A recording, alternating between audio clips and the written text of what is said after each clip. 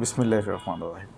আমরা এখন দেখব যে অক্সিলারি ভার্বের সাথে কীভাবে নট যুক্ত করা হয় এবং এটা দরকার কেন কেন আপনি এটা শিখবেন। কারণ আপনাকে ট্যাগ কোশ্চেন করতে গেলে সংক্ষিপ্ত রূপ লিখতে হয় নটের সাথে। যেমন ইজের সাথে নট, এটাকে আপনি সংক্ষিপ্তভাবে কীভাবে লিখবেন? ইজেন্ট। এম নট আমরা কীভাবে লিখব? এটা হচ্ছে আর এন্ড অথবা এইন্ট আপনি যে লিখতে পারবেন। ঠিক আছে, তাহলে আর নট কী হবে? আর এন্ড হবে। ওয়াজ নট হবে ওয়াজেন্ট, ওয়ার নট হবে ওয়ারেন্ট, হ্যাজ নট হবে হ্যাজেন্ট, হ্যাভ নট হবে হ্যাভেন্ট। ঠিক এরকম উইল নট হবে ওন্ট, দেখেন একটু ব্যতিক্রম। উড নট হবে উডেন্ট, অট টু হবে অট নট, এবং আপনি এটাকে শুড নটও বসাতে পারবেন। শুড নট, শুড নটকে সংক্ষিপ্ত রূপে আমরা শুডেন্ট লিখবো। হ্যাঁ, শুডেন্ট। তাহলে মাস্ট নট হবে মাসেন্ট, শ্যাল নট হবে শ্যান্ট, দেখেন এটা আবার একটু ব্যতিক্রম।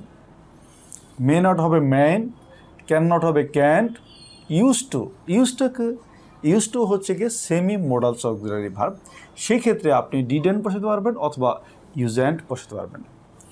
ডিড নট হবে ডিডেন্ট, হ্যাড নট হবে হ্যাডেন্ট এবং ডাজ নট হবে ডাজেন্ট। এখন এই আমরা টেক কোশ্চেনের একটি গুরুত্বপূর্ণ বিষয় হচ্ছে গিয়ে একটা অ্যাফার্মেটিভ বাক্য থাকলে আমরা সেটাকে নেগেটিভ করতে হবে, এবং নেগেটিভের যে সংক্ষিপ্ত রূপ সেটা কিন্তু আমি অলরেডি দেখিয়ে দিলাম। এখন নেগেটিভ যদি কোনো শব্দ থাকে, সেন্টেন্স থাকে, সেটাকে আপনি শুধু অ্যাফার্মেটিভ করবেন এবং সাবজেক্ট এর পর যে সাবজেক্টের যে প্রনাউন রূপটা আছে সেটা কিন্তু বসাতে হবে।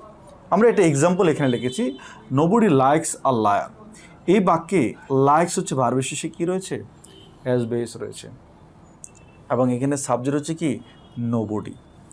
আপনারা যদি নোবডির পরিবর্তে আমরা যদি প্রনাউনটা বসাই, সেই প্রনাউনটা হবে দে। প্রনাউনটা কী হবে? দে।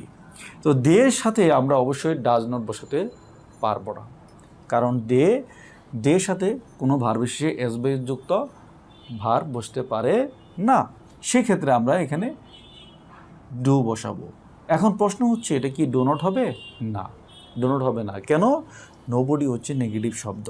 আমরা জানি না বোধক থাকলে হ্যাঁ বোধক করতে হয়, আর হ্যাঁ বোধক করার নিয়মটা হচ্ছে, হ্যাঁ বোধক যে আমরা করব সেটা হচ্ছে নিয়ম, আমরা শুরুতে অক্সিলারি ভার্ব বসাবো। কি বসাবো? অক্সিলারি ভার্ব প্লাস হচ্ছে সাবজেক্ট বসিয়ে দেব। তাহলে আমরা ঠিক এখানে ডু বসিয়ে দিয়েছি, এরপরে সাবজেক্ট বসিয়ে দিয়েছি। এবার লেট হিম, এটা হচ্ছে ইম্পারেটিভ সেন্টেন্স। কোন সেন্টেন্স? Imperative sentence. ইম্পারেটিভ সেন্টেন্সে আমরা ট্যাগ কোশ্চেন করতে গেলে আমরা উইল ইউ বসাবো। কি বসাবো? Will you. এখন যদি লেট আস থাকে, এই লেট আস এর ব্যতিক্রম, পরীক্ষা বারবার আসছে এটা। লেট আস যদি থাকে তাহলে আমরা আনসার বসাবো শ্যাল উই। কি বসাবো? Shall we. পরের শেষে আমরা লিখেছি আই অট টু কমপ্লেইন। এখানে অট টু এর নেগেটিভ রূপটা কী হবে? এটাকে আমরা কী করবো? অটেন্ট।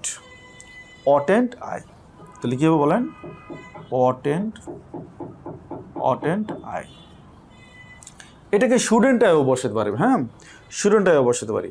আশা করি বিষয়টা আপনাদের ক্লিয়ার হয়েছে। সবাইকে ধন্যবাদ। আসসালামু আলাইকুম।